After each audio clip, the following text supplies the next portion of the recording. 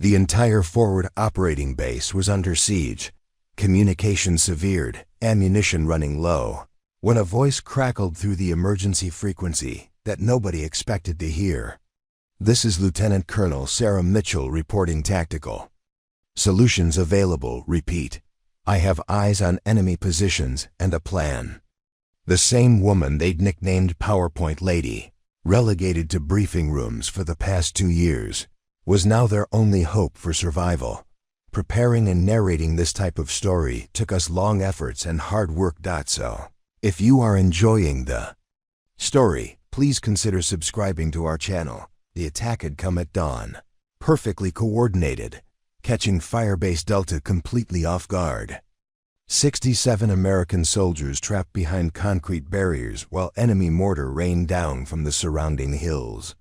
The base commander had already sent the distress signal, essentially writing them all off as casualties. Every tactical officer was either dead or wounded. Their communication array had been destroyed in the first wave of attacks.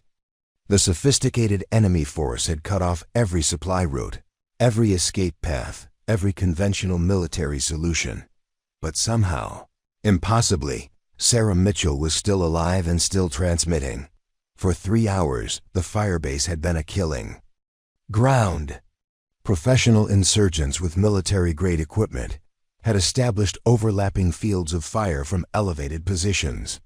They'd studied American tactical procedures, anticipated every standard response protocol, and prepared countermeasures. For traditional military operations, the enemy had done their homework, but they hadn't counted on someone who thought differently, someone who'd been forced to analyze warfare from behind a desk instead of behind a rifle. Sarah's voice came through the static again, calm and precise despite the chaos erupting around her position.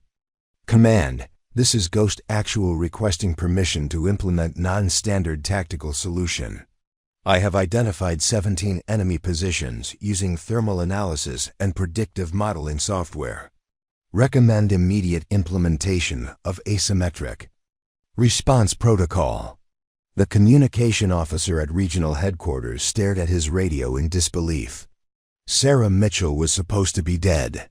More importantly, she was supposed to be just an administrative officer, someone who made presentations about supply logistics and training schedules.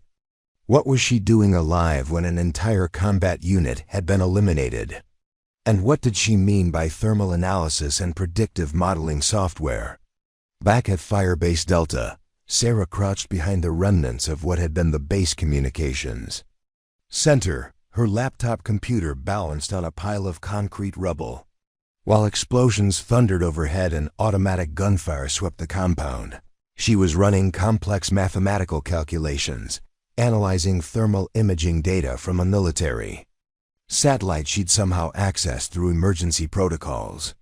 Her screen displayed a 3-dimensional tactical map showing enemy positions, ammunition supplies, and predicted movement patterns. This wasn't standard military procedure. This was something entirely different. 3 years ago, Sarah had been one of the Army's most promising young tacticians, a West Point graduate with advanced degrees in computer science and strategic studies. She'd been fast-tracked for command positions, recognized for her innovative approaches to modern warfare. But then came the incident in Syria, a tactical decision that had gone catastrophically wrong due to faulty intelligence. 3 soldiers had died following her orders, and although the subsequent investigation cleared her of wrongdoing, someone needed to be held responsible. The Army had quietly reassigned her to administrative duties, a career death sentence disguised as bureaucratic necessity.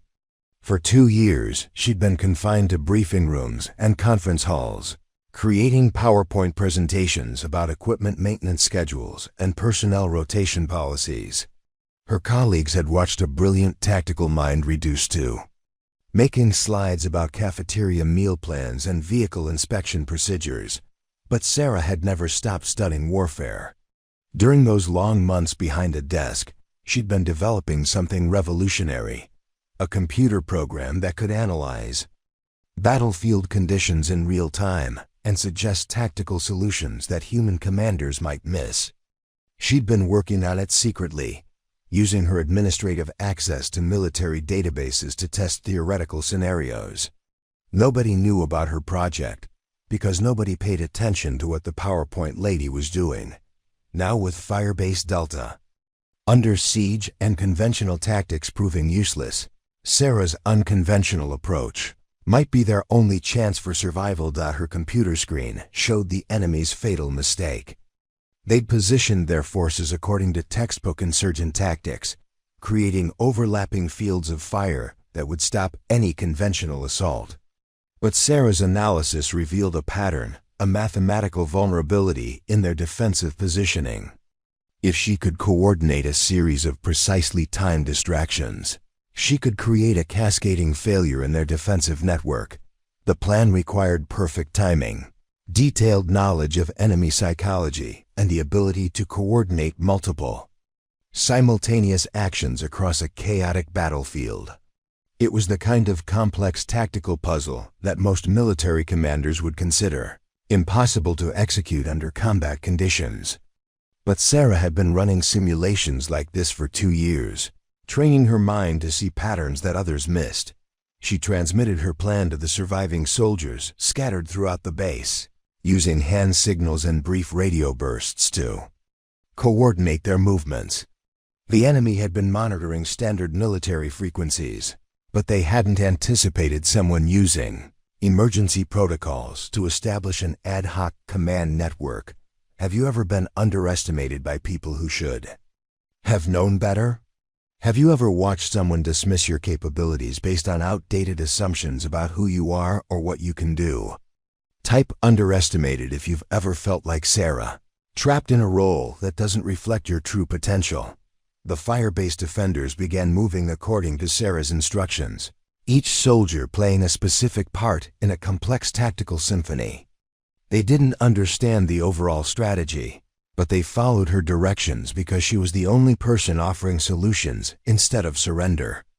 From her position behind the rubble, Sarah watched her plan unfold on the computer screen, adjusting variables and recalculating probabilities as conditions changed. The enemy forces had no idea. They were being outmaneuvered by someone they'd never heard of, someone whose existence wasn't even listed in the base's tactical personnel roster. They were fighting the war they'd prepared for, while Sarah was fighting an entirely different kind of battle. As explosions continued to shake the firebase and automatic weapons fire echoed across the compound, Sarah Mitchell remained focused on her laptop screen, making calculations that could save 67 lives. The woman they'd called PowerPoint lady was about to prove that sometimes the most dangerous weapon in any arsenal is a brilliant mind that's been underestimated by everyone who should have known better. Joint Operations Center, Camp Liberty, 3 weeks before the siege. Lieutenant Colonel Sarah Mitchell adjusted her reading glasses and clicked to the next slide in her presentation. Quarterly ammunition inventory shows a 12% variance in small arms expenditure compared to projected usage patterns. She announced to a room of half-asleep officers who were checking their phones instead of listening. Major Rodriguez in the back row yawned audibly. "Can we speed this up, PowerPoint lady? Some of us have actual military business to attend to." The nickname had stuck for 18 months now. Not Lieutenant Colonel Mitchell, not Sarah, just PowerPoint lady.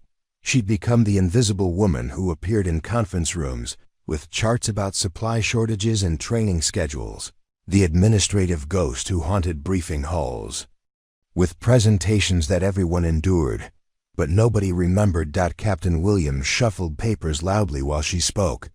"Yeah, just email us the slides. We'll look at them later." Several officers chuckled at this obvious lie. Everyone knew the slides would be deleted without being opened. Just like every other presentation she'd delivered since her demotion to administrative duties. Sarah continued her briefing with professional composure, but inside she felt the familiar sting of dismissal. These were her peers, officers she'd served alongside, people who'd once respected her tactical insights. Now they treated her like an inconvenient interruption to their important military duties. The transformation had been gradual but complete. She'd gone from being a rising star in Army tactical planning to being furniture in conference rooms. After the briefing, she walked alone to her office in Building C, the administrative annex where careers went to die. The hallway was lined with identical doors, leading to identical offices occupied by officers who'd been sidelined for various reasons. Medical discharges waiting for paperwork. Intelligence analysts with security clearances under review. Career. Officers marking time until retirement. And Sarah Mitchell, the former tactical prodigy who'd been reduced to managing spreadsheets. Her office was a 10 by 12 room with fluorescent lighting and no windows. The walls were covered with organizational charts, supply logistics flowcharts, and motivational posters that nobody had bothered to update in years. Her desk held 3 computer monitors displaying personnel rotation schedules, equipment maintenance databases, and email correspondence about cafeteria meal planning. This was what her military career had become. After graduating second in her class from West Point, after earning a master's degree in strategic studies, after developing innovative tactical approaches that had been implemented throughout the military, she now spent her days calculating how many rolls of toilet paper each battalion required per month. The irony wasn't lost on her. She'd joined the Army to make a difference, to use her analytical mind to protect American soldiers and advance military capabilities. Instead, she'd become the person who reminded people about mandatory safety briefings and updated contact information in personnel databases. Her colleagues had made their judgment clear through 2 years of professional isolation. They saw her as damaged goods, someone who'd proven unreliable under pressure. The official record showed she'd been reassigned for administrative efficiency, but everyone understood the real message. Sarah Mitchell couldn't be trusted with lives, so she'd been given responsibility for office supplies instead. During lunch break, she sat alone in the far corner of the mess hall, just as she had every day for 24 months. Other officers sat in clusters, discussing deployment schedules and training exercises. They talked about real military business while she ate quietly and reviewed her afternoon schedule of administrative meetings. Lieutenant Colonel Jackson walked past her table without acknowledgement, the same man who'd once sought her advice on tactical planning. Captain Morrison, who'd once called her insights brilliant, now looked through her as if she were invisible. These weren't cruel people, just busy officers who'd moved on from someone they considered irrelevant to current operations, but they didn't know what Sarah did during her off-duty hours. While they assumed she spent evenings watching television or reading romance novels, she was actually working on the most sophisticated tactical analysis program ever developed by a single individual. Her quarters were filled with military strategy, textbooks, computer programming manuals, and mathematical modeling software. Every night after completing her administrative duties, she returned to her personal project. The program she'd been developing could process real-time battlefield data faster than any existing military system. It could identify tactical patterns that human commanders might miss, suggest unconventional solutions to complex military problems, and predict enemy behavior based on historical analysis of similar conflicts. She'd been testing the program secretly, using her administrative access to run simulations against historical battles. The results were remarkable. Her software had identified tactical solutions that could have prevented some of the military's most notorious defeats. It had found vulnerabilities in enemy strategies that professional analysts had missed. But she had no way to demonstrate its capabilities because nobody would listen to anything the PowerPoint lady had to say about tactical planning. The program represented years of work, thousands of hours spent coding and testing while her colleagues assumed she was incompetent. She'd combined her formal military education with advanced computer science, creating something that could revolutionize battlefield decision-making. But revolutionary ideas meant nothing if nobody took the inventor seriously. Her direct supervisor, Colonel Peterson, reviewed her performance evaluations with the enthusiasm of someone reading grocery lists. Adequate completion of assigned administrative tasks, he noted without looking up from the paperwork. Timely submission of required reports. Satisfactory attendance at mandatory briefings. This was how the Army measured her worth now. Not by her tactical innovations or strategic insights, but by whether she submitted her paperwork on time and attended meetings about office protocol. She'd been transformed from a military strategist into a bureaucratic functionary, and the evaluation system didn't recognize the difference. Her personal quarters reflected this professional exile. While other officers displayed commendations and unit citations, her walls showed certificates for completing administrative training courses, perfect attendance at logistics seminars, successful completion of office safety protocols, the decorations of someone who'd been forgotten by the institution she'd dedicated her life to serving. But Sarah maintained her physical fitness standards, completed every required training exercise, and stayed current on military regulations. She refused to let professional disappointment compromise her readiness as a soldier. Somewhere in the back of her mind, she held on to the possibility that circumstances might change, that someone might eventually recognize what she was capable of accomplishing. She had no way of knowing that opportunity was approaching faster than anyone expected, or that the skills they'd dismissed as irrelevant would soon become the difference between life and death for 67 American soldiers. If you've ever felt invisible at work, type ignored in the comments. Sometimes the people around us forget that quiet competence might be hiding extraordinary capability. Syria. 18 months ago. Forward Operating Base Scorpion sat like a concrete island in an endless sea of desert sand, housing 400 American soldiers and a collection of international advisors. Sarah Mitchell had been the youngest lieutenant colonel in tactical planning, responsible for coordinating operations across 3 different sectors. Her innovative approaches to asymmetric warfare had earned recognition from Pentagon leadership and respect from field commanders who'd successfully implemented her strategies. The mission briefing that morning had seemed routine. Intelligence reports indicated a high-value target hiding in a compound 12 kilometers northeast of the base. Ahmad Hassan, a bomb maker responsible for improvised explosive devices that had killed 18 American soldiers over the previous 6 months. The intelligence package included satellite imagery, signal intercepts, and human intelligence reports from multiple sources.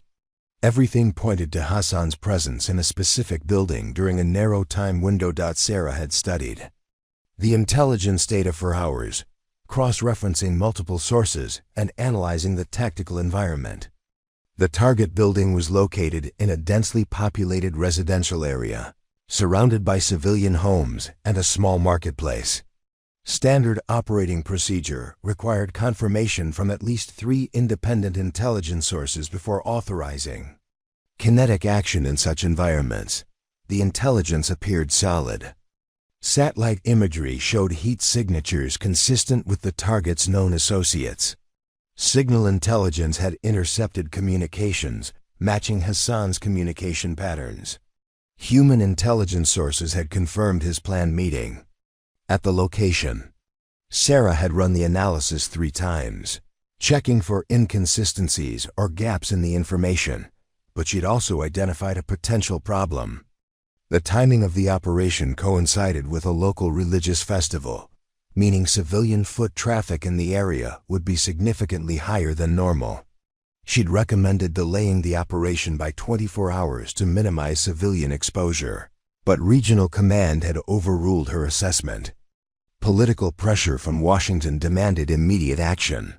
Hassan had been tracked for weeks, and intelligence suggested he was planning to relocate within days. The decision came down from division level. Execute the operation as planned, using precision-guided munitions to minimize collateral damage. Sarah had been ordered to provide tactical support for the airstrike, coordinating between intelligence assets and flight operations. Her role was to monitor the target area and provide real-time updates to ensure accuracy. At 0600 hours, she'd been monitoring satellite feeds from the Tactical Operations Center when the first inconsistency appeared.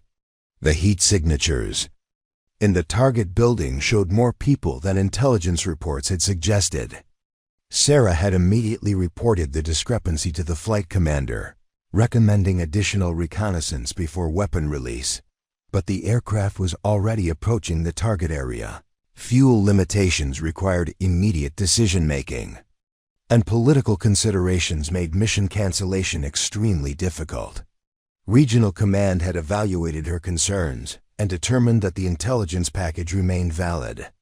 The additional heat signatures could be explained by Hassan's security detail, which was consistent with his known operational patterns. Sarah had been ordered to maintain her position and continue providing tactical support. She'd complied with direct orders from superior officers, maintaining communication with the aircraft and monitoring the target area through multiple sensor systems.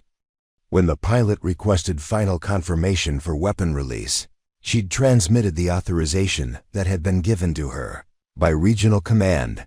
The precision-guided munition had struck the target building at 0-6-15 hours with devastating accuracy. The structure had been completely destroyed, along with everyone inside. Initial battle damage assessment had confirmed successful elimination of the primary target and his associates. Mission accomplished, minimal collateral damage. Textbook execution of complex targeting operations. But within 6 hours, everything had changed. Local media reports began emerging about civilian casualties at the bombing site. International news organizations picked up the story. Human rights groups demanded investigations. What had been presented as a successful military operation was being characterized as an attack on innocent civilians. The subsequent investigation revealed the truth that destroyed Sarah's career. The intelligence had been partially fabricated.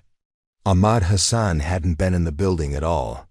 He'd been located 300 kilometers away, confirmed by multiple sources that emerged only after the airstrike.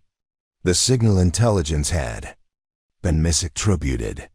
The human intelligence sources had provided information about Hassan's general travel patterns, not his specific location on that particular day. 11 civilians had died in that building. A family gathering for the religious festival. 3 children among the casualties. People who'd been in the wrong place at the wrong time. Killed because intelligence analysts had made assumptions and political pressure had rushed. Operational timelines. The investigation team needed someone to hold responsible for the intelligence failure, the rushed timeline, and the decision to proceed despite civilian concerns. Sarah had been the tactical officer who'd transmitted the final authorization for weapon release. Her name was on the communication logs. Her signature was on the operational approval documents. Regional Command had characterized her concerns about civilian traffic as insufficient grounds for mission cancellation. Division leadership had determined that her analysis of intelligence discrepancies hadn't been thorough enough to justify operational delays. Political officials had concluded that field commanders needed to exercise better judgment in complex targeting environments. Sarah had been offered a choice: accept responsibility for the operational failure and receive administrative reassignment, or face court-martial proceedings that would likely result in dismissal from the military. She'd chosen reassignment, not because she believed herself guilty, but because she understood the institutional need for accountability. The real truth was more complicated. Intelligence officers had relied on incomplete information under political pressure to provide quick results. Regional commanders had been directed to maintain operational tempo despite tactical concerns. Decision-makers at multiple levels had prioritized political considerations over operational caution. But institutions require individual responsibility. And Sarah had been in the wrong position at the wrong time. She'd never publicly disputed the official findings. She'd never granted interviews to journalists investigating the incident. She'd never filed appeals or requested review of her case. She'd understood that defending herself would require exposing systematic failures that went far beyond her individual decisions, and that such exposure would harm the military institution she'd dedicated her life to serving. Instead, she'd accepted demotion to administrative duties with quiet dignity. She'd reported to her new assignment without complaint, adapting to her reduced responsibilities without bitterness. Her colleagues had interpreted this acceptance as admission of guilt, evidence that she'd recognized her own failures and accepted appropriate consequences. But late at night, alone in her quarters, Sarah sometimes thought about those 11 civilians. She wondered if her analysis had been more thorough, if her concerns had been expressed more forcefully, if she'd found some way to delay the operation despite direct orders to proceed. The weight of their deaths would stay with her forever, even though she'd been following lawful orders, based on information provided by others. Have you ever been blamed for someone else's mistakes?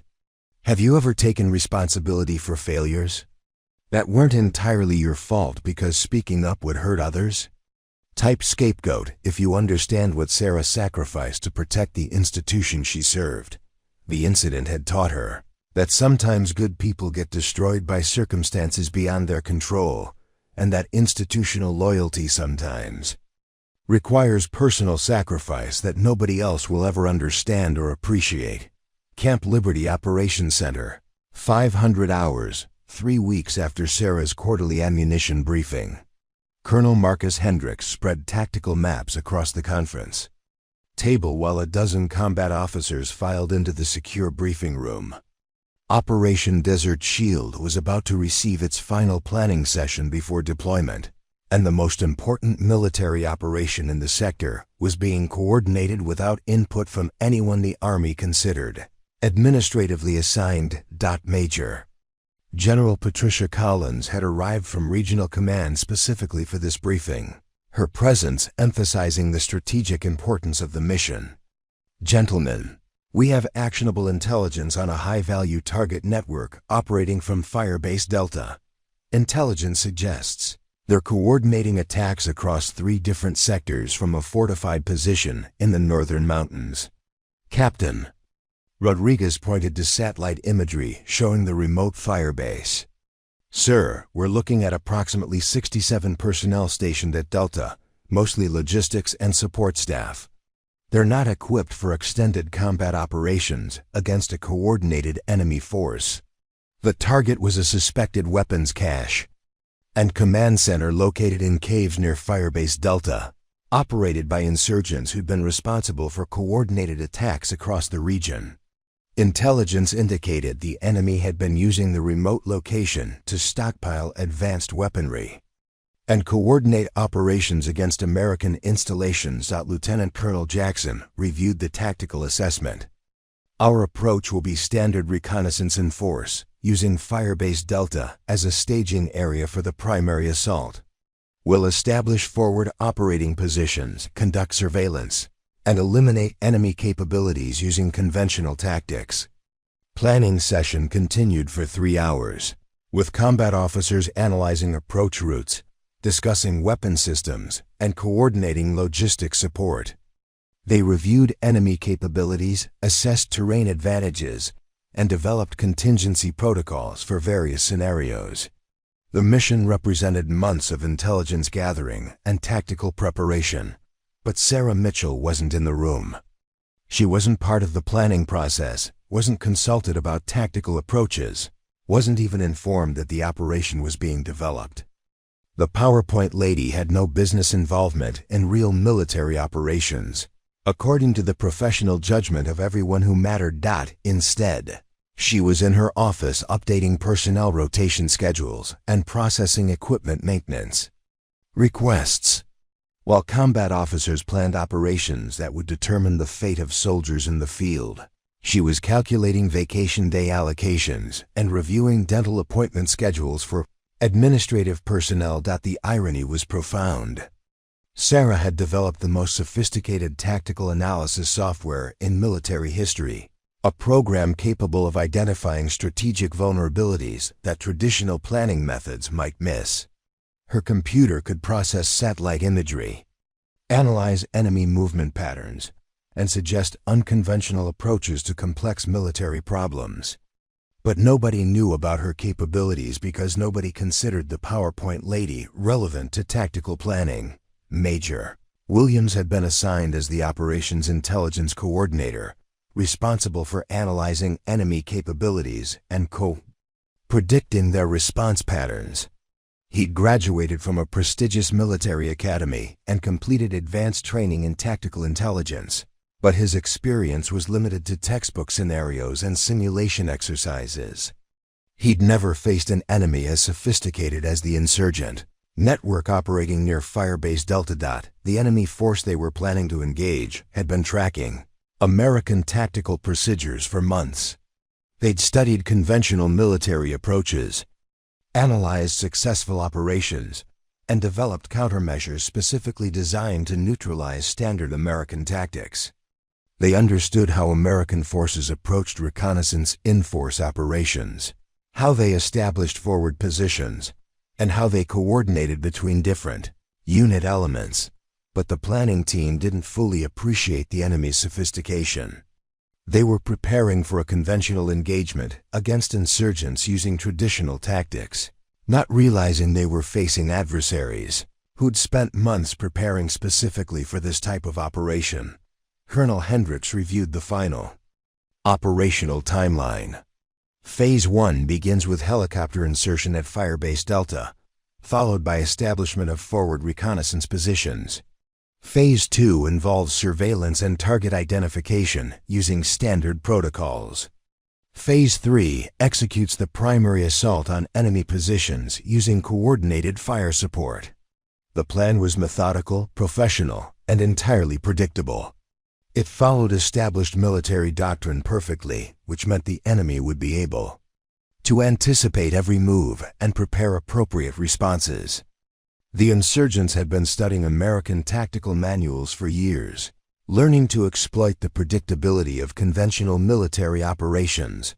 Meanwhile, 2 buildings away, Sarah was reviewing supply requisitions and updating training schedules. Her computer displayed spreadsheets showing ammunition inventory levels, VEHICL, maintenance schedules, and personnel assignment rotations. She had no idea that a major operation was being planned. No knowledge that Firebase Delta would soon become a combat zone. No awareness that her unique analytical capabilities might be exactly what the mission required. The tactical planning session concluded with assignments for each officer involved in the operation. Intelligence gathering, logistics coordination, communication protocols, medical support, and extraction procedures were all assigned to qualified personnel with appropriate training and experience. The mission had been planned by competent professionals, using established procedures and best practices, but Sarah's revolutionary tactical analysis software remained unused, sitting on her personal computer like a weapon that nobody knew existed. The program that could have identified the enemy's defensive strategy, predicted their countermeasures, and suggested unconventional approaches to neutralize their advantages was gathering electronic dust while traditional planners developed CONVENTIONAL solutions. Captain Morrison received assignment as the Operations Communication Coordinator, responsible for maintaining contact between forward positions and command elements. His job was to ensure reliable communication during all phases of the operation, using standard military frequencies and established protocols. He'd been selected because of his technical expertise and proven reliability in previous operations. But Morrison didn't know that Sarah had developed advanced communication protocols, designed specifically for operations in mountainous terrain. Her software included algorithms for maintaining contact in environments where standard military frequencies were compromised by geographic obstacles or enemy jamming. She'd solved communication problems that conventional approaches couldn't address. The planning team allocated resources based on traditional operational requirements. Heavy weapons for direct assault, armored vehicles for protection during approach phases, helicopter support for insertion and extraction, medical teams for casualty evacuation. Every aspect of the operation had been calculated according to established military doctrine. Nobody considered that the enemy might have studied the same doctrine and prepared countermeasures for every conventional approach. Nobody wondered if there might be alternative tactical approaches that could achieve the same objectives with reduced risk to American personnel. Nobody thought to consult the PowerPoint lady about anything related to tactical planning. 3 days before the operation's scheduled commencement, Sarah submitted her weekly administrative report to Colonel Peterson. Personnel assignments were current, equipment maintenance was on schedule, and training requirements were being met according to regulatory standards. Her contribution to military readiness was measured in paperwork completion and meeting attendance. Combat officers preparing for deployment at Firebase Delta represented the Army's commitment to tactical excellence. They were well-trained, properly equipped, and professionally prepared for the challenges they expected to face. Their planning was thorough, their coordination was precise, and their dedication was unquestionable, but they were planning to fight the war they'd trained for, not the war they were actually going to encounter. The enemy had been preparing for months to face exactly the type of conventional assault that American forces excelled at delivering. They'd turned Firebase Delta into a carefully designed trap, and the American tactical team was walking directly into it. Have you ever watched qualified people make decisions without consulting someone who might have crucial information? Have you ever seen institutional blindness prevent organizations from using their best resources? Type overlooked if you've witnessed competence being ignored because it came from an unexpected source. The mission was scheduled to begin in 72 hours, and nobody had thought to ask the PowerPoint lady if she might have any insights about tactical planning or strategic analysis. The dismissal had become so routine that Sarah barely noticed it anymore. Monday morning staff meetings were particularly brutal exercises in professional invisibility. Colonel Peterson would review operational priorities while Sarah sat in the back corner, taking notes that nobody would ever read about administrative matters that nobody considered important. Martinez, update us on the Firebase Delta logistics preparation, Peterson commanded, scanning the room with the practiced eye of someone who'd been running these meetings for years. Major Martinez stood and delivered his report with military precision. Sir, all equipment transfers are on schedule. Heavy weapons packages have been allocated according to tactical requirements. Vehicle maintenance is current, and fuel supplies are sufficient for extended operations. Colonel Peterson nodded approvingly. Excellent work. Henderson, what's the status on personnel assignments? Captain Henderson consulted his tablet. All combat positions are filled with qualified personnel. Medical support teams are prepared for deployment. Communication specialists have completed final equipment checks. The meeting continued with reports from intelligence officers, logistics coordinators, and tactical planners. Every aspect of the upcoming operation was discussed in detail, analyzed from multiple perspectives, and refined according to professional military standards. Sarah listened to colleagues discussing strategies, evaluating resources, and making decisions that would affect the lives of soldiers in the field. But when Peterson's eyes swept across the room, they passed over her as if she were part of the furniture.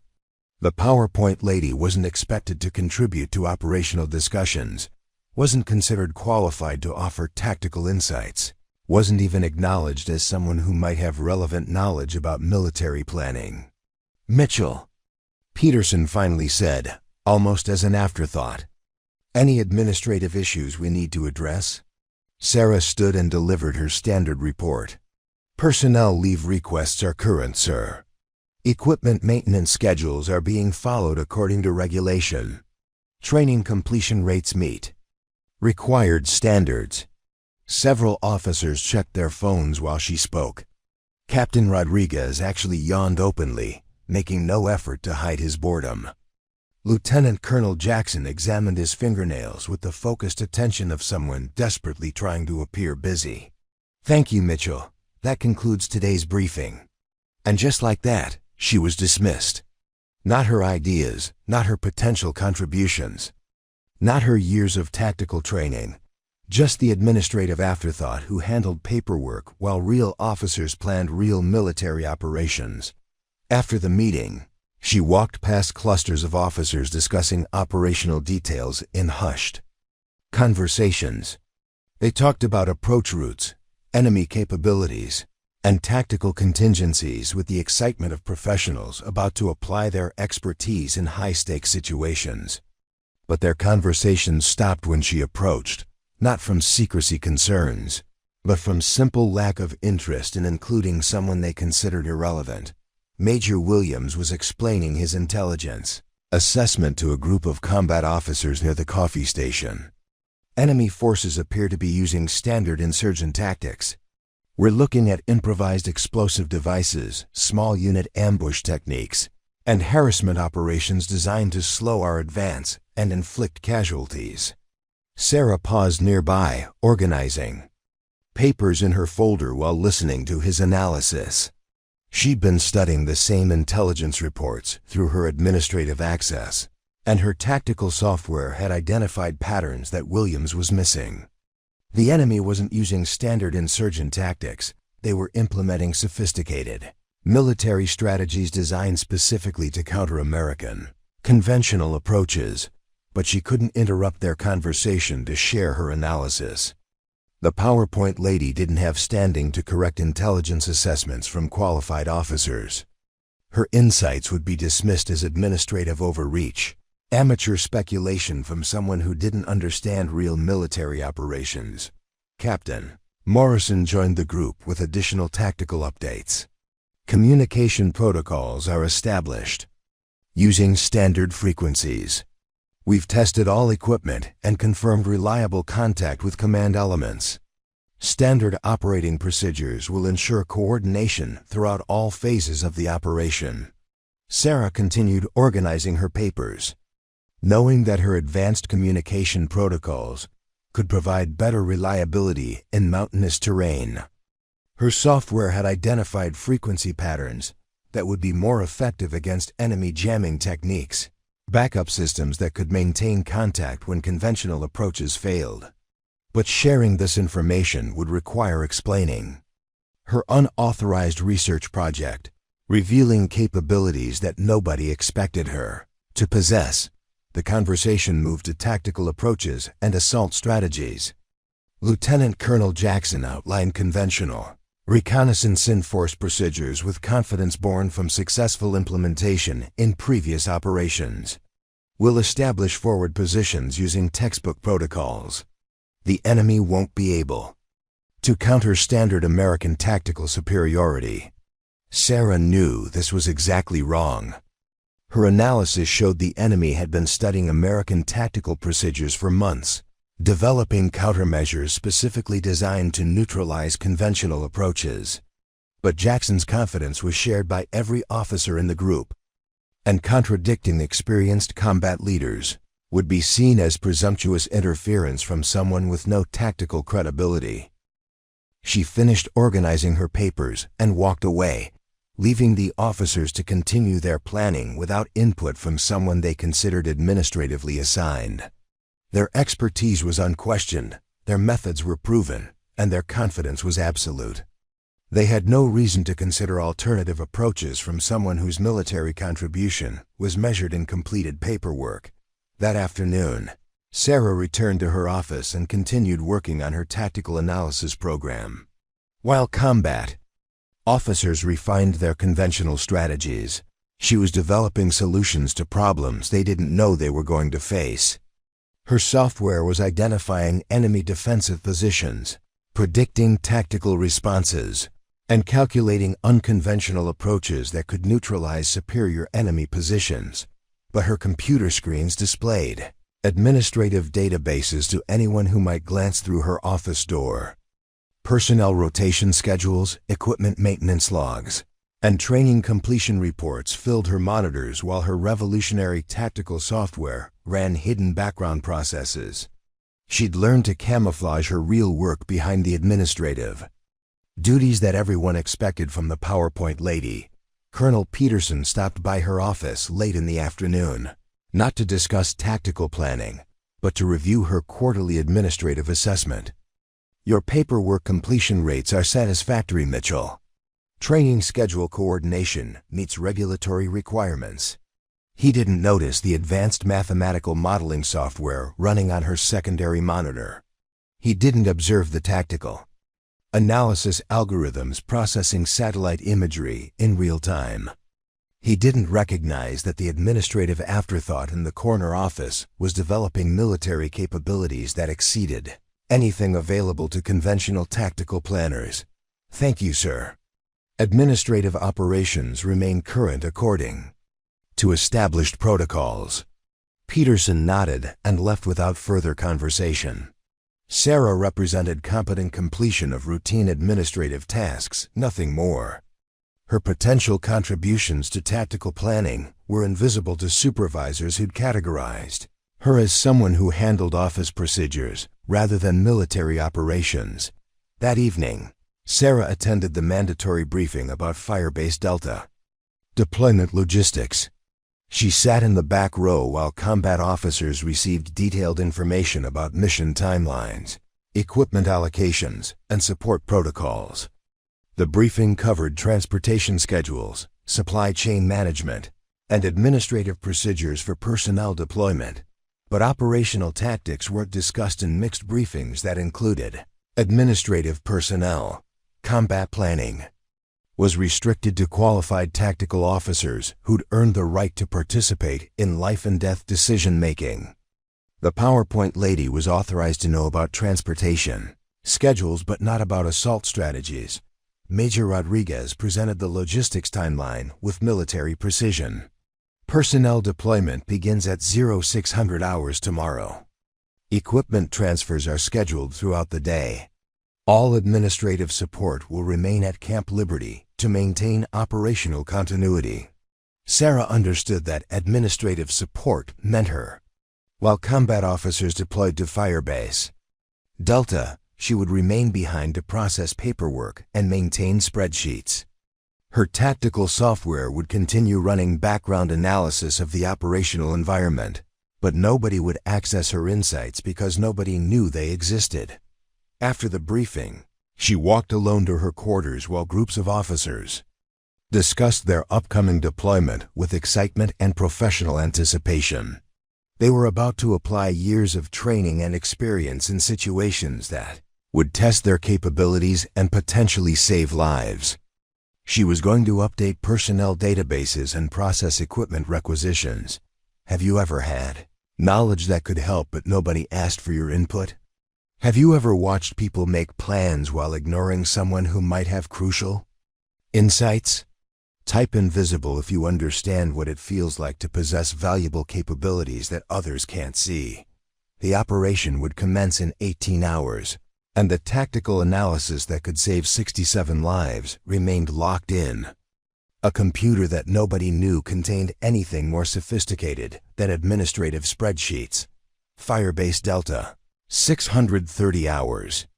The first helicopter touched down on the landing pad in a cloud of swirling dust and diesel exhaust. Major Rodriguez stepped onto the tarmac, carrying tactical equipment and the confidence of someone who'd executed dozens of similar operations. Throughout his career, the morning air was crisp, visibility was excellent, and everything proceeded according to the detailed timeline developed during weeks of professional planning.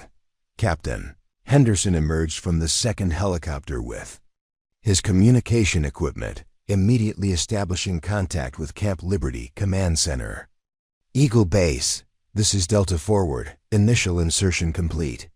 All personnel accounted for, equipment functional, proceeding to Phase 2 per operational timeline." The Firebase had been constructed 18 months earlier as a logistics support facility never intended for extended combat operations. Concrete barriers provided basic protection, but the defensive positions were designed for small-scale harassment attacks, not coordinated assault by sophisticated enemy forces. The 67 personnel stationed at Delta were primarily support staff, mechanics, and communication specialists. Lieutenant Colonel Jackson surveyed the surrounding terrain through binoculars, noting the elevated ridges that dominated the Firebase's position. Intelligence reports had identified those same ridges as optimal locations for enemy observation posts, but conventional wisdom suggested that insurgent forces lacked the coordination necessary for complex overlapping defensive networks. Williams. Deploy your teams to establish forward reconnaissance positions, Jackson commanded. Standard protocols: maintain visual contact with base perimeter, report any movement in assigned sectors. Major Williams directed his soldiers toward the predetermined observation points, following tactical procedures that had been successful in previous operations. His teams moved with professional competence, establishing positions that provided excellent visibility of approach routes while maintaining communication with the Firebase Command Center. But the enemy had been watching Firebase Delta for months. They'd studied American tactical procedures, analyzed deployment patterns, and identified the exact positions where reconnaissance teams would establish their observation posts. Professional snipers were already positioned to engage American forces the moment they occupied their predictable locations. The first shot came from a ridge, 800 meters to the northeast, fired by a marksman who'd been waiting in concealment since before dawn. Specialist Thompson, manning an observation post that intelligence had designated as tactically optimal, died instantly from a precision rifle shot that eliminated him before he could report enemy contact. 3 more shots followed, within seconds, fired from different positions by coordinated enemy marksmen. The reconnaissance teams that were supposed to provide early warning of enemy movement were systematically eliminated before they could transmit any tactical information to the Firebase Command Center. Captain Henderson tried to re-establish contact with his forward teams, but radio silence from multiple positions simultaneously indicated catastrophic failure of the reconnaissance network. Delta forward to all observation posts. Report status immediately. Repeat, all teams report status. Number. Responses came through the communication network that had been tested and confirmed functional just minutes earlier. The enemy had eliminated the Firebase's eyes and ears with surgical precision, leaving the main force blind to enemy positions and movements that were already developing around their location. Lieutenant Colonel Jackson realized something was wrong, but conventional tactical doctrine provided limited options for responding to coordinated sniper attacks from unknown positions. Henderson, establish contact with Eagle Base. Request immediate helicopter support for extraction of reconnaissance teams. Preparing and narrating this type of story took us long efforts and hard work. So if you are enjoying the story, please consider subscribing to our channel. But the enemy had anticipated this response as well. Surface-to-air missile teams positioned on multiple ridges engaged the helicopters that approached Firebase Delta for medical evacuation and tactical support. The first aircraft took catastrophic damage from a shoulder-fired missile that destroyed its tail rotor, forcing an emergency landing that left the crew stranded in the kill zone. The second helicopter pilot attempted evasive maneuvers, but coordinated ground fire from multiple positions forced him to abort the rescue attempt and return to base. Within 15 minutes of initial contact, Firebase Delta was completely isolated, surrounded by enemy forces that had established overlapping fields of fire from elevated positions. Major Rodriguez attempted to organize a breakout assault using conventional tactics, but every approach route was covered by enemy marksmen who'd positioned themselves with mathematical precision. The insurgent forces weren't using standard harassment techniques. They were implementing sophisticated military strategies designed specifically to neutralize American tactical advantages. "Sir, we're taking accurate fire from at least 6 different positions," Sergeant Matthews reported while trying to treat wounded soldiers behind inadequate concrete barriers. "Enemy marksmen have range cards for every approach route. They know exactly where we're going to move before we move." The enemy had turned Firebase Delta into a carefully designed killing zone.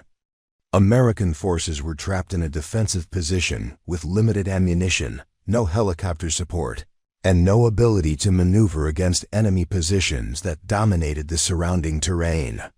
Every attempt to advance was met with coordinated fire that forced immediate withdrawal. Captain Henderson continued trying to establish communication with Camp Liberty, but enemy jamming equipment was interfering with standard military frequencies. His radio transmitted static instead of tactical reports, leaving Regional Command without information about the catastrophic situation developing at Firebase Delta. Lieutenant Colonel Jackson had been wounded by shrapnel from a mortar round that struck near the command post, leaving Major Rodriguez in charge of a defensive action that was rapidly becoming hopeless. The enemy possessed superior positions, unlimited ammunition supplies, and tactical coordination that exceeded anything American intelligence had predicted. "We need immediate extraction," Rodriguez transmitted during brief moments when enemy jamming equipment cycled through different frequencies. "Delta Forward is surrounded by professional military forces using advanced tactical coordination.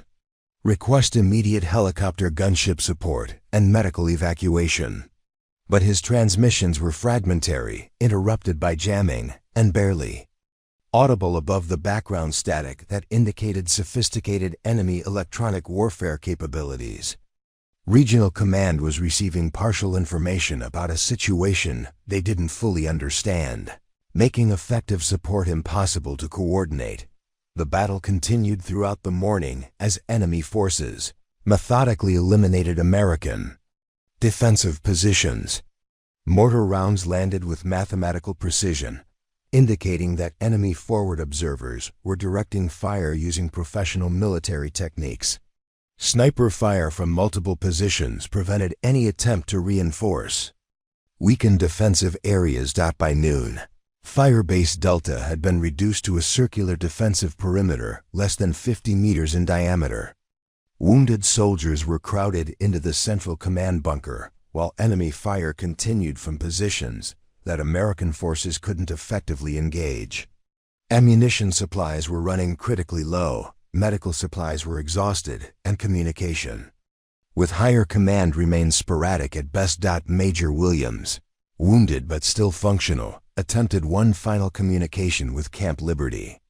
"Eagle Base, this is Delta Forward reporting critical situation. We are surrounded by superior enemy forces with professional military capabilities.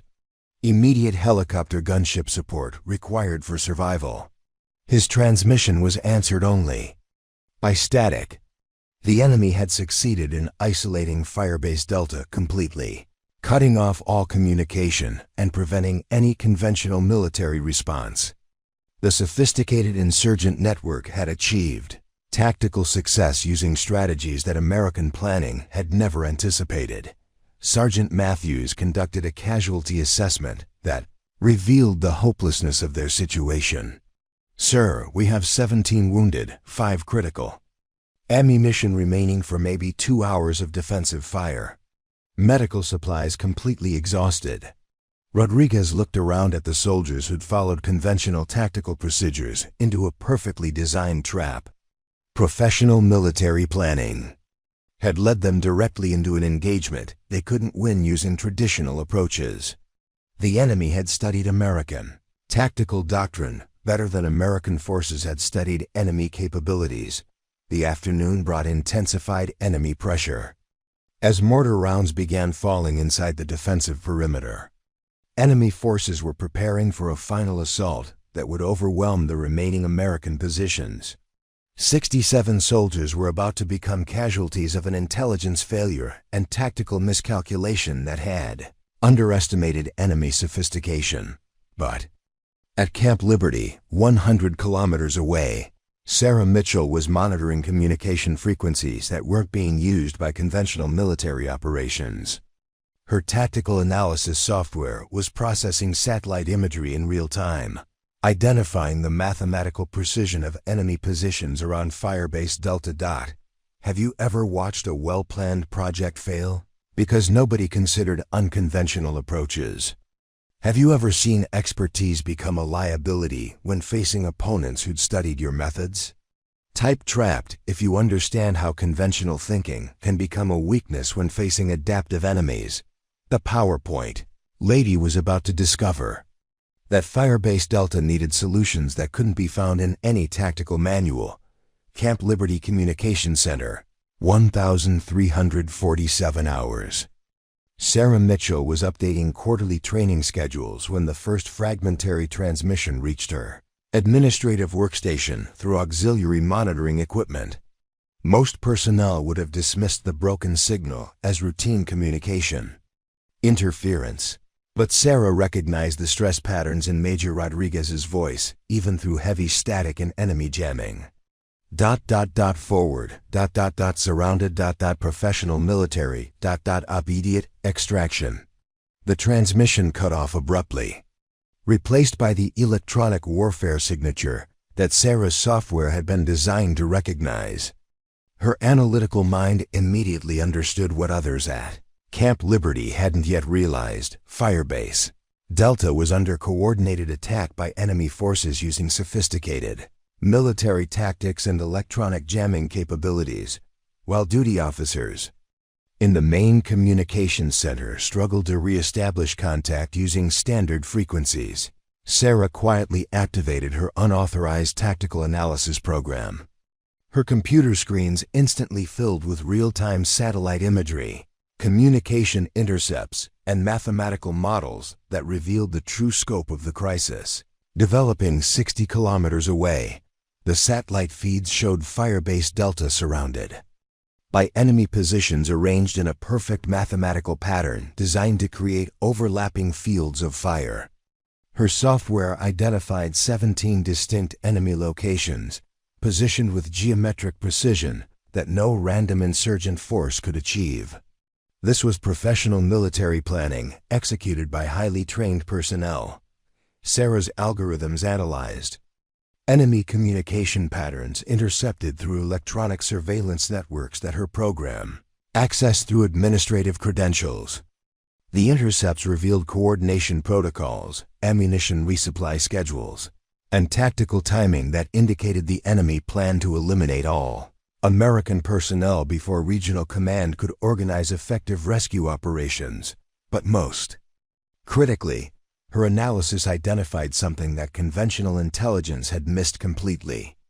The enemy's sophisticated positioning contained a mathematical vulnerability, a single approach vector that their defensive network couldn't adequately cover due to terrain limitations they'd been forced to accept. She stared at her computer screen for exactly 12 seconds, processing the implications of what her software had discovered. 67 American soldiers were going to die unless someone provided tactical solutions that conventional military planning couldn't develop. The enemy had studied American tactical doctrine too thoroughly, prepared countermeasures for every standard response protocol. Sarah opened an encrypted communication channel that bypassed normal military frequencies, using emergency protocols that she'd developed during her classified research project. Her software could penetrate enemy jamming by utilizing frequency patterns that conventional equipment couldn't access, communication methods that existed outside standard military procedures. Firebase Delta, this is auxiliary station requesting. Tactical status report, she transmitted using her old call sign from before administrative reassignment. Report current situation and immediate requirements for tactical support. The response came immediately, filled with relief that someone had penetrated the communication blackout. Auxiliary station, this is Delta forward reporting critical situation. Surrounded by professional enemy forces with superior positioning. Conventional extraction impossible due to overlapping defensive networks. Major Rodriguez's voice carried the exhaustion of someone who'd been fighting a losing battle for 6 hours. Sarah could hear automatic weapons fire and exploding mortar. Rounds in the background, indicating that the defensive perimeter was under continuous pressure from enemy forces that possessed unlimited ammunition supplies. Delta forward. I have real-time tactical analysis capabilities, uploading terrain assessment and enemy position data. Recommend immediate implementation of unconventional extraction protocols. Sarah's fingers moved across her keyboard with practiced efficiency, uploading tactical data that her software had compiled through satellite analysis and electronic intelligence gathering. Her program was providing Firebase Delta with information that conventional reconnaissance teams hadn't been able to collect before being eliminated by enemy marksmen. At Firebase Delta, Captain Henderson stared at his communication equipment in amazement as detailed tactical maps appeared on his screen, showing enemy positions marked with mathematical precision. Sir, we're receiving tactical data from an unknown source. Intelligence shows 17 enemy positions arranged in coordinated defensive pattern. Major Rodriguez examined the uploaded information with growing hope. Someone was providing Firebase Delta with tactical intelligence that exceeded anything available through conventional military channels. The map showed enemy ammunition dumps, communication nodes, and command positions that visual reconnaissance hadn't been able to identify. Auxiliary station, requesting identification and authorization for tactical coordination. Rodriguez transmitted. Sarah hesitated for exactly 3 seconds before responding. Delta forward. This is Lieutenant Colonel Sarah Mitchell providing unauthorized tactical support through emergency protocols. I have capabilities that conventional planning doesn't recognize. The PowerPoint lady, Rodriguez recognized her name. From administrative briefings, someone he'd dismissed as irrelevant to real military operations. But the tactical intelligence she was providing demonstrated analytical capabilities that exceeded anything available from traditional sources. Mitchell, what kind of capabilities are you talking about? Sarah's response came with quiet confidence that surprised everyone listening. I have developed predictive tactical software that can analyze enemy positioning and identify vulnerabilities in coordinated defensive networks. I can provide unconventional solutions that enemy forces haven't prepared countermeasures for. At Camp Liberty, Colonel Peterson burst into the communications center after receiving reports about unauthorized contact with Firebase Delta. Mitchell, what the hell are you doing? You're not authorized to coordinate tactical operations. Sarah continued typing without looking up from her computer screens. Sir, Firebase Delta requires immediate tactical support that conventional methods can't provide. My analysis shows they have approximately 90 minutes before enemy forces overrun their defensive positions. You're an administrative officer, Mitchell. Tactical coordination is handled by qualified personnel through proper channels. But Sarah's software was already calculating approach vectors, timing sequences, and resource allocations that could extract 67 soldiers from a situation that conventional military wisdom considered hopeless. Her program had identified the enemy's single tactical vulnerability. Their sophisticated positioning created a blind spot that could be exploited using unconventional insertion techniques. Colonel, with respect, qualified personnel developed the conventional tactics that led Firebase Delta into this trap. The enemy studied our procedures and prepared countermeasures for everything in our tactical manuals. We need solutions that don't exist in any manual. Peterson stared at the tactical displays showing real-time analysis of enemy positions around Firebase Delta. The mathematical precision of the intelligence exceeded anything he'd seen from conventional sources. How are you accessing this information? Sarah's response was interrupted by another transmission from Major Rodriguez. Auxiliary station, enemy forces are preparing final assault. Request immediate implementation of extraction protocols. We have critical wounded requiring medical evacuation within the hour. She turned to face Colonel Peterson with determination that he'd never seen from the PowerPoint lady. "Sir, I can save those soldiers, but I need authorization to coordinate tactical operations using unconventional methods that conventional planning won't approve." The communication center fell silent except for the static from enemy jamming and the distant sound of automatic weapons fire transmitting from Firebase Delta. Peterson realized he was facing a decision that would determine whether 67 American soldiers lived or died based on capabilities he didn't understand from someone he'd never considered tactically qualified. "Mitchell, if you're wrong about this, those soldiers die and your career ends permanently." Sarah was already uploading tactical coordination protocols to Firebase Delta, while simultaneously calculating helicopter approach vectors that could penetrate enemy defensive networks. "Sir, if I'm wrong, they die anyway. If I'm right, conventional military thinking gets replaced by something that actually works." At Firebase Delta, Captain Henderson was receiving detailed instructions for implementing tactical procedures that didn't exist in any military manual. Sarah's software was providing step-by-step guidance for exploiting the mathematical vulnerability in enemy positioning, using timing and coordination that required absolute precision. Delta Forward implementing extraction protocol requires exact timing coordination between defensive actions and helicopter insertion. You have one opportunity to execute this successfully. Major Rodriguez looked around at soldiers who'd been fighting a hopeless battle for 6 hours, now receiving tactical guidance from someone they'd never considered capable of military planning. The PowerPoint lady was about to prove that sometimes the most dangerous weapon in any conflict is an underestimated mind with capabilities that nobody expected. Have you ever had to choose between following rules and saving lives? Have you ever watched conventional thinking fail when facing problems that require innovative solutions? Type breakthrough if you believe sometimes you have to break the rules to do what's right. Sarah Mitchell was about to demonstrate that tactical genius doesn't always come from the people everyone expects to provide it.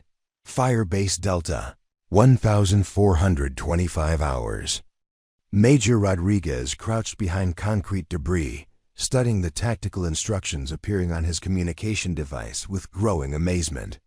Sarah's software was providing real-time guidance that seemed impossible to execute under combat conditions, but her analysis showed mathematical certainty that conventional approaches had failed to achieve.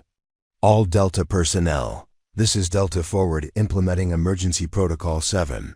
Rodriguez transmitted to his scattered defensive positions. Prepare for coordinated movement on my command. Timing must be exact or the entire operation fails. The plan Sarah had developed required splitting the remaining 43 functional soldiers into 3 precisely coordinated groups, each moving according to calculated timing sequences that would exploit the enemy's single tactical vulnerability. Her software had identified a 17-second window when enemy observation patterns created a blind spot in their defensive network. Sergeant Matthews examined the movement instructions with skepticism, born from 6 hours of failed conventional tactics. "Sir, this plan requires us to move directly toward enemy positions. That's suicide according to everything we've been taught." But Rodriguez had watched conventional military wisdom lead them into a trap that was about to cost 67 lives.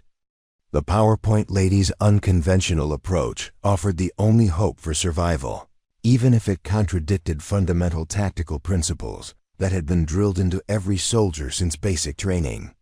"Matthews, conventional tactics got us surrounded by enemy forces that studied our manuals better than we did.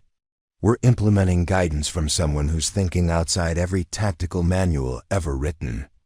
At Camp Liberty, Sarah monitored satellite imagery showing enemy forces preparing for final assault on Firebase Delta's shrinking defensive perimeter.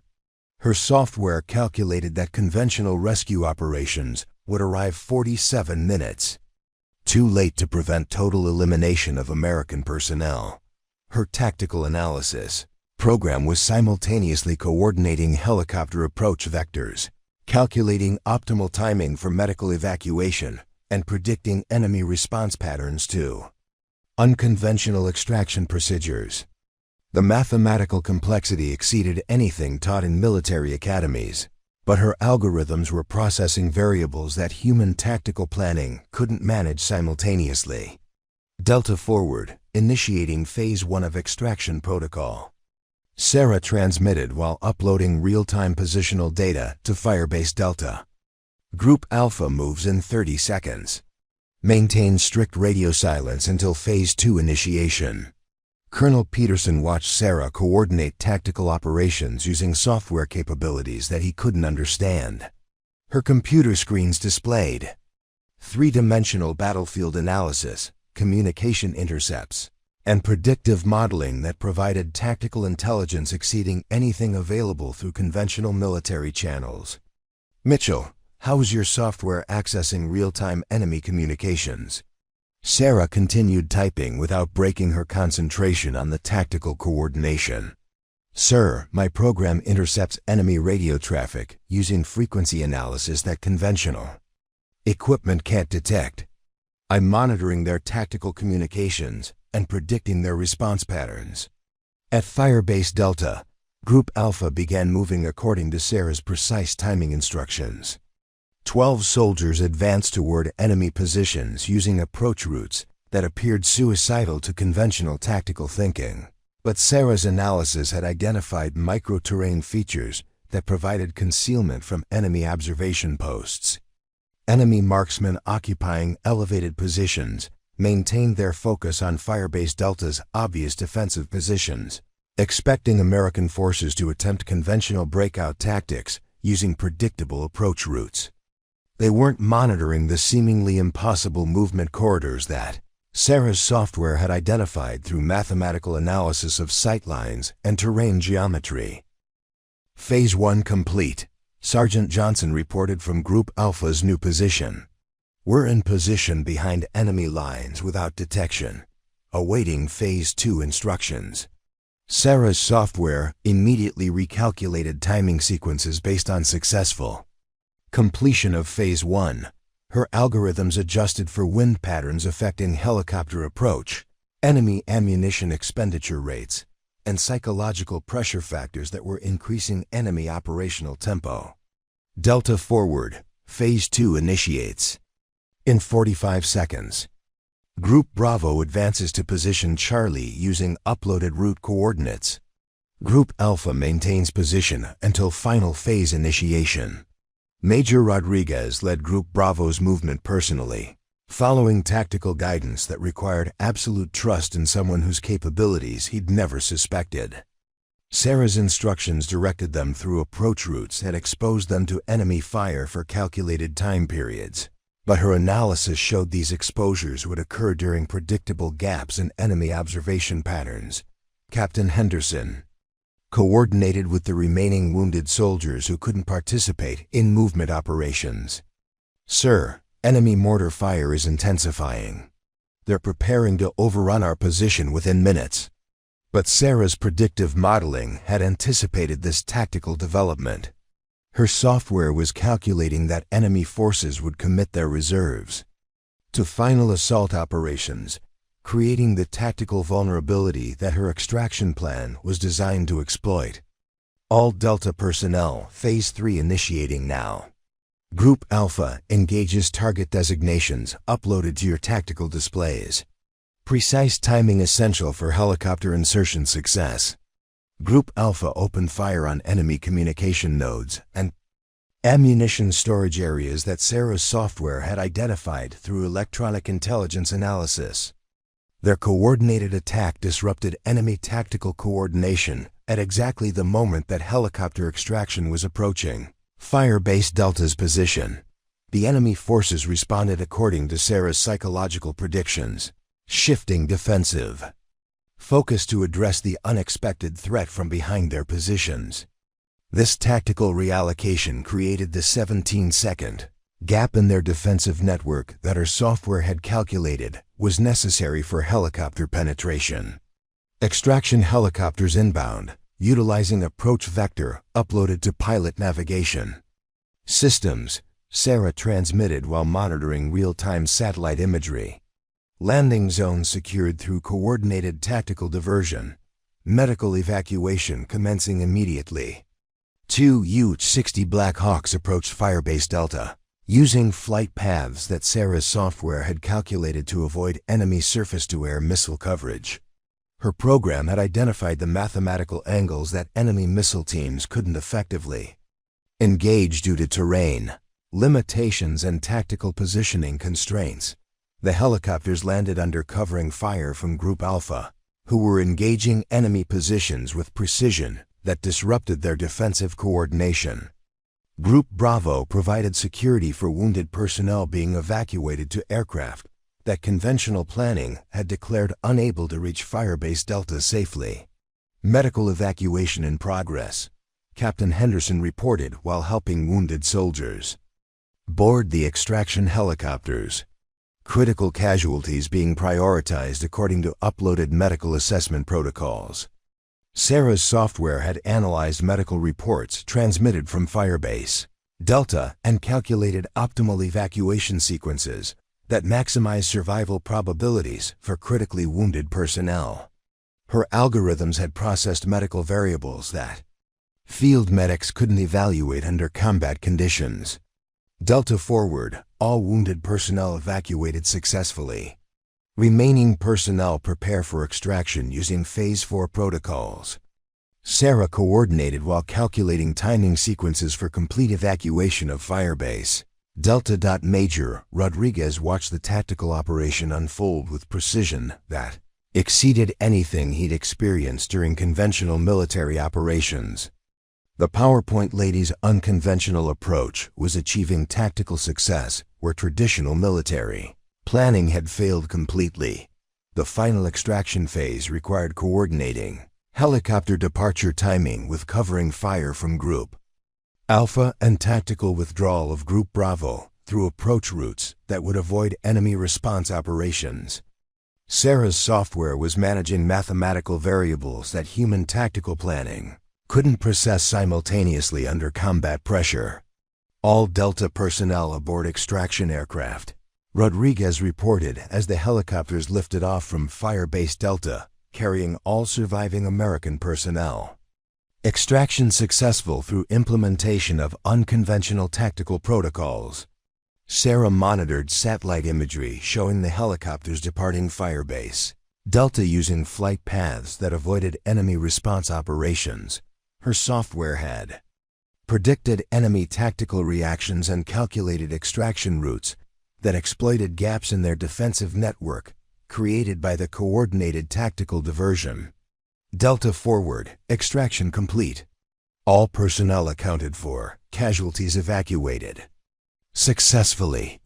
Firebase Delta secured through implementation of tactical solutions that conventional planning didn't provide. Colonel Peterson stared at Sarah in amazement as the tactical operation concluded with complete success. The administrative officer he'd dismissed as irrelevant to military operations had just coordinated the most sophisticated tactical extraction in regional command history. Mitchell, how did you develop capabilities that exceed conventional tactical planning? Sarah finally looked up from her computer screens, exhaustion evident after coordinating complex tactical operations under extreme pressure. Sir, I've been developing tactical analysis software that can process battlefield variables beyond human analytical capabilities. The enemy studied our conventional approaches, but they didn't prepare for tactical solutions that don't exist in any manual. At Firebase Delta, enemy forces discovered they'd been outmaneuvered by tactical planning that exceeded their sophisticated preparation. They'd studied American military doctrine extensively, but they hadn't anticipated facing analytical capabilities that transcended conventional military thinking. Have you ever solved problems by thinking completely outside established methods? Have you ever watched innovative approaches succeed where traditional thinking failed? Type innovation if you believe the best solutions sometimes come from unexpected sources using unconventional methods. The PowerPoint lady had just demonstrated that tactical genius can emerge from the most overlooked places when circumstances demand solutions that conventional thinking cannot provide. Camp Liberty Medical Facility, 1847 hours. Major Rodriguez sat in the emergency treatment room, bandaged but conscious, as medical personnel processed the casualties from Firebase Delta. 17 soldiers required immediate surgical intervention, but all 67 personnel had survived. An engagement that conventional military analysis had declared unsurvivable. Brigade Commander Colonel Sarah Thompson arrived from regional headquarters within 2 hours of the extraction, demanding a complete briefing on how Firebase Delta had been successfully evacuated when her tactical staff had already prepared casualty reports, listing all personnel as killed in action. Rodriguez, explain to me how you achieved tactical success against enemy forces that eliminated your reconnaissance teams and surrounded your position with professional military coordination, Thompson demanded while reviewing satellite imagery of the Firebase Delta engagement. Rodriguez looked directly at his superior officer with conviction that surprised everyone in the room. Ma'am, we received tactical coordination from Lieutenant Colonel Sarah Mitchell, who provided analytical capabilities that exceeded conventional military planning. Without her software and tactical guidance, Firebase Delta would have been overrun with total casualties. Thompson's expression shifted from professional inquiry to confused skepticism. Mitchell, the administrative officer assigned to personnel. Rotation schedules? She's not qualified for tactical coordination operations. But Captain Henderson, despite shrapnel wounds requiring medical attention, supported Rodriguez's assessment with details that couldn't be disputed. Ma'am, Mitchell provided real-time intelligence that identified enemy positions with mathematical precision. Her tactical analysis exceeded anything available through conventional reconnaissance methods. Colonel Peterson entered the medical facility carrying printed communications logs that documented every transmission between Sarah and Firebase Delta. The records showed tactical coordination that demonstrated analytical capabilities beyond anything taught in military academies or available through standard military equipment. Thompson, you need to review these communication transcripts. Mitchell coordinated a tactical operation that achieved what our conventional planning declared impossible. Her software provided battlefield analysis that our best tactical officers couldn't develop. Brigade Intelligence Officer Major Stephen Hayes had been analyzing the tactical data that Sarah's software generated during the Firebase Delta extraction. His assessment revealed capabilities that challenged fundamental assumptions about military analytical limitations and tactical planning methodologies.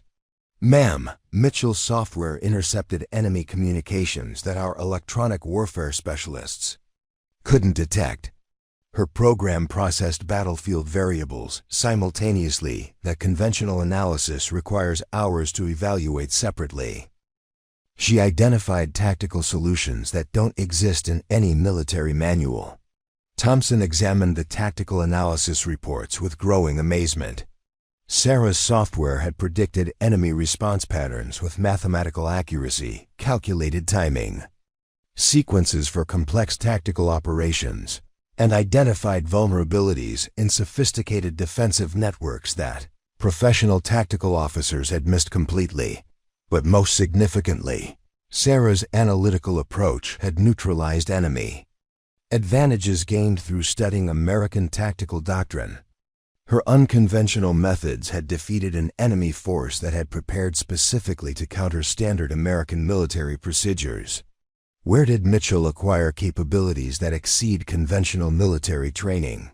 Thompson demanded while reviewing tactical displays that showed Sarah's software had provided Firebase Delta with intelligence superior to anything available through traditional sources. Colonel Peterson hesitated before responding. realizing that his answer would reveal institutional failures that extended beyond individual personnel. Decisions. Ma'am, Mitchell developed her analytical capabilities independently while assigned to administrative duties. We weren't monitoring her research activities because we considered her administratively assigned. Thompson's investigation expanded rapidly as she realized the implications of what had occurred at Firebase Delta. An officer who'd been relegated to administrative duties had developed military capabilities that exceeded conventional tactical planning, but institutional assumptions had prevented anyone from recognizing or utilizing her innovations. I want complete analysis of Mitchell's background, training record, and previous assignments. I want to understand how someone we considered administratively assigned developed tactical capabilities that saved 67 lives. The investigation revealed truths that challenged fundamental assumptions about Sarah's previous assignment to administrative duties. Her personnel file showed tactical innovations that had been implemented throughout the military, advanced degrees in strategic studies and computer science, and recognition from Pentagon leadership for analytical contributions to military doctrine. Most critically, the investigation revealed that her reassignment following the Syrian incident had been based on institutional need for accountability rather than actual tactical failures. Intelligence analysts had provided faulty information under political pressure, but Sarah had been made responsible for operational decisions based on deliberately misleading intelligence reports. Major General Patricia Collins arrived from Regional Command the following morning, demanding comprehensive briefing on how Firebase Delta had achieved tactical success when conventional analysis predicted total casualties. Her review of the tactical operation revealed analytical capabilities that revolutionized military thinking about battlefield coordination and strategic planning. Peterson, explain to me how your administrative staff developed tactical software that exceeds capabilities available to our best tactical planners. Peterson realized he was answering for institutional blindness that had nearly cost 67 lives. Ma'am, we failed to recognize Mitchell's capabilities because we categorized her based on administrative assignment rather than analytical potential. Her innovations were developed without institutional support or recognition. Collins reviewed Sarah's complete military record, discovering tactical contributions that had influenced military doctrine throughout the Army. Her innovations in battlefield analysis, communication protocols, and strategic planning had been implemented widely, but her individual contributions had been obscured by institutional procedures that attributed innovations to organizational units rather than individual developers. This officer developed revolutionary tactical capabilities while we assigned her to administrative duties. We nearly lost Firebase Delta because we failed to recognize analytical genius that was working in our administrative offices. The investigation expanded to include Sarah's tactical software, which demonstrated analytical capabilities that exceeded anything available through conventional military technology. Her program could process satellite imagery, electronic intelligence, and tactical variables simultaneously while providing real-time solutions to complex military problems. Defense Department analysts who examined Sarah's software concluded that her innovations represented breakthrough advances in military tactical analysis. Her algorithms could predict enemy behavior, identify tactical vulnerabilities, and coordinate complex operations with precision that human tactical planning couldn't achieve under combat conditions. But most importantly, her software had been developed using personal time and resources while institutional leadership dismissed her as someone who handled administrative paperwork. She'd created revolutionary military capabilities while being ignored by the organization that should have been supporting her innovations. Ma'am, Mitchell's software demonstrates analytical capabilities that should be implemented throughout military tactical planning, Major Hayes reported after completing technical analysis of her programs. Her innovations could revolutionize battlefield coordination and strategic analysis across all operational levels. Collins realized that institutional assumptions had nearly prevented the military from utilizing analytical capabilities that could save thousands of lives in future operations. Sarah's software represented tactical advances that conventional military thinking hadn't anticipated or developed through traditional research channels.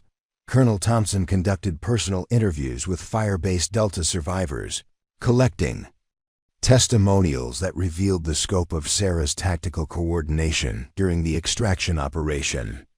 Soldiers who'd been saved by her analytical capabilities provided detailed accounts of how her guidance had achieved tactical success where conventional planning had failed. "Sir, Mitchell's tactical coordination was unlike anything we'd experienced." During conventional military operations, Sergeant Matthews testified while recovering from combat wounds. Her analytical capabilities exceeded tactical training that we'd received from professional military instructors. The testimonials revealed that Sarah had maintained calm tactical coordination under extreme pressure, providing analytical guidance that demonstrated tactical genius combined with deep concern for soldier welfare.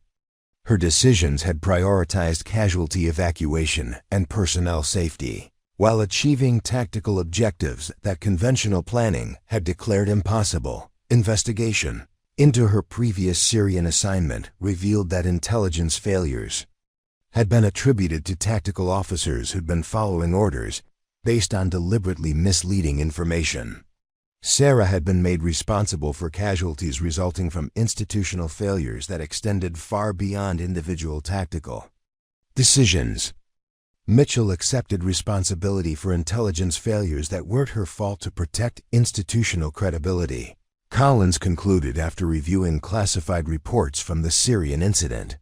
She sacrificed her tactical career to prevent exposure of systematic intelligence problems that would have damaged military effectiveness. The complete investigation revealed that Sarah Mitchell had been punished for institutional failures while developing revolutionary tactical capabilities that had saved 67 lives at Firebase Delta. Her innovations represented military advances that conventional thinking hadn't achieved through traditional research and development procedures. Have you ever discovered that someone you underestimated was actually extraordinary? Have you ever realized that institutional assumptions prevented you from recognizing exceptional capabilities?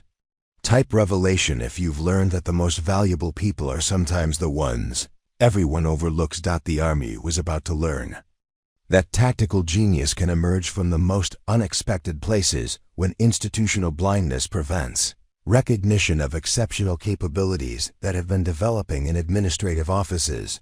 Pentagon Strategic Planning Center.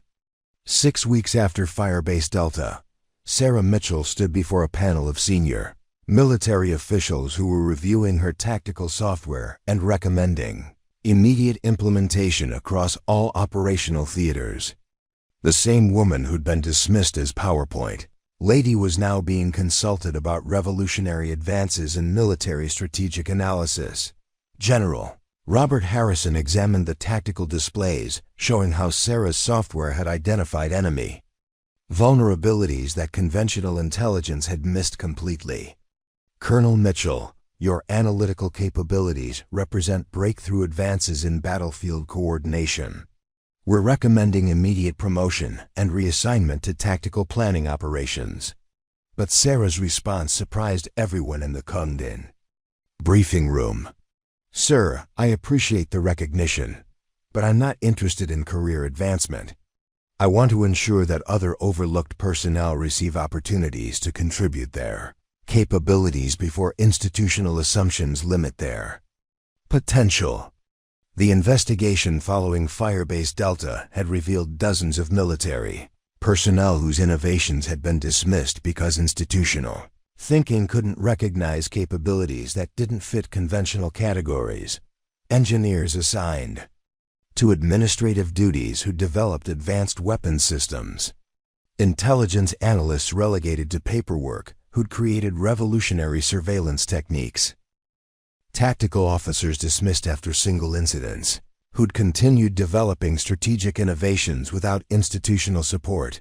colonel, Thompson had been tasked with identifying personnel whose capabilities exceeded their current assignments.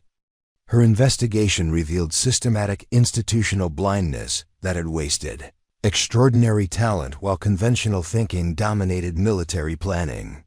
"Ma'am, we've identified 47 personnel whose innovations could revolutionize military capabilities if we recognize their potential instead of categorizing them based on past assignments."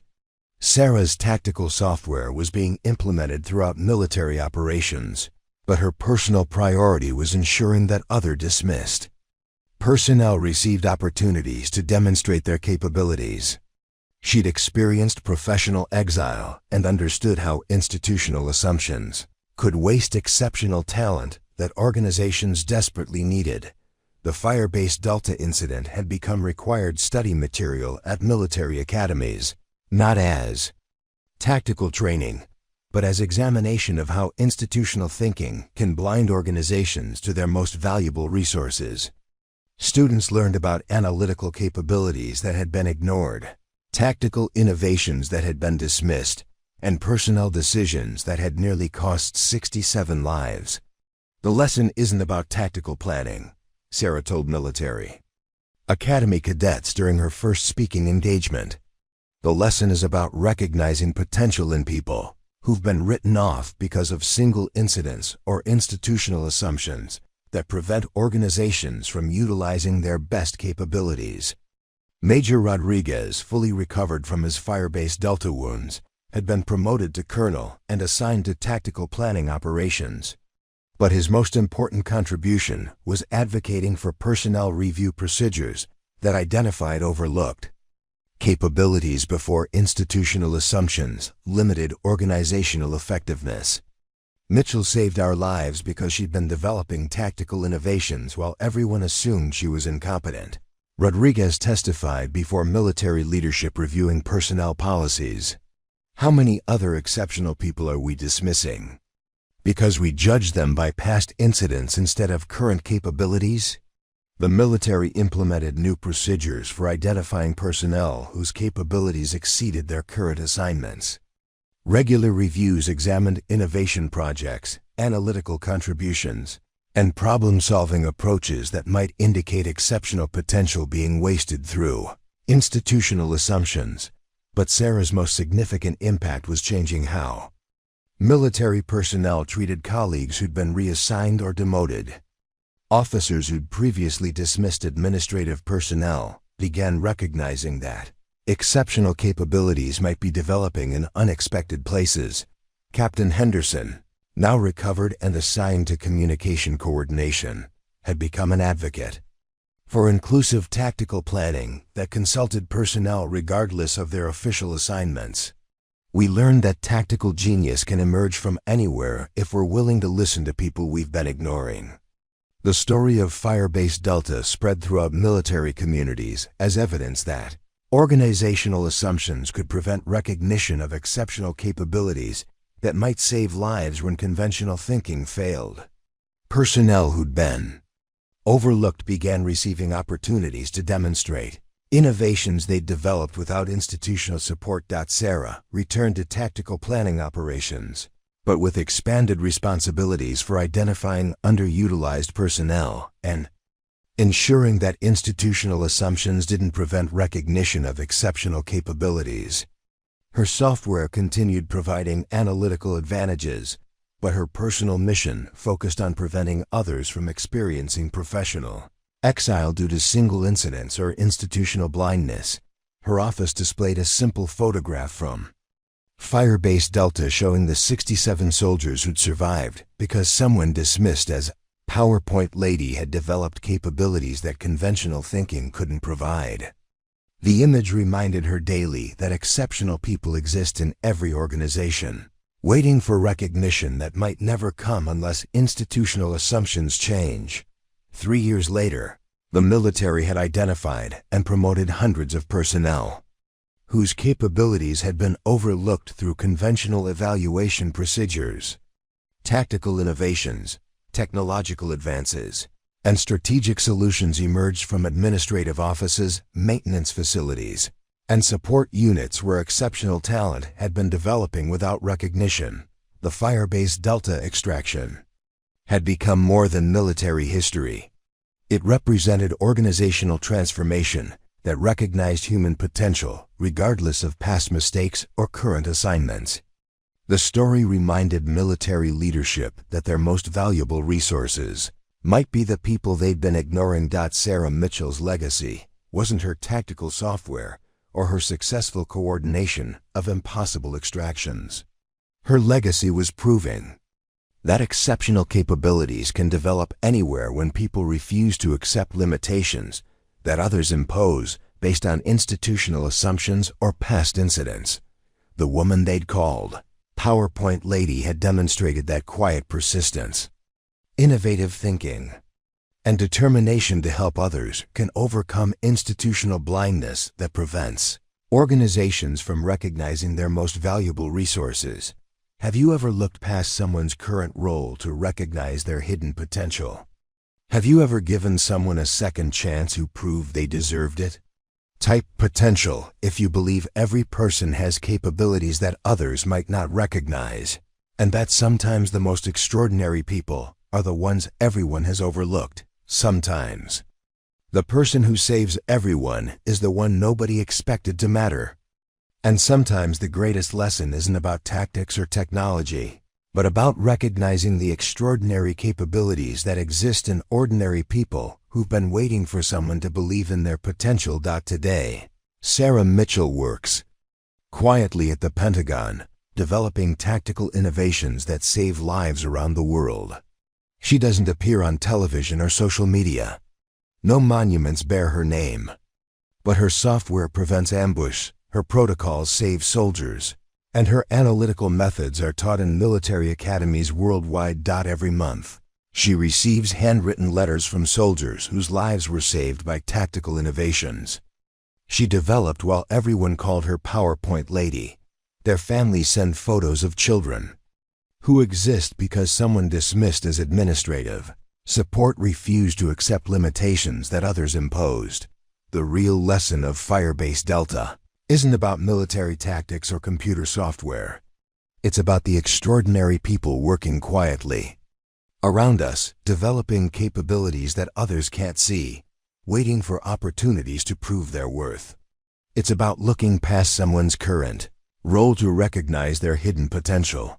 Sarah's story reminds us that the person sitting in the corner office, handling routine tasks, might be the one who saves everyone when everything goes wrong. The colleague you've overlooked might have capabilities that could change your organization, your community, your world. We tell these stories because remarkable people deserve recognition, even when they don't seek it. Subscribe to our channel if you believe every overlooked person has potential that deserves to be discovered. Help us share more stories about quiet heroes who change the world one forgotten act of courage at a time.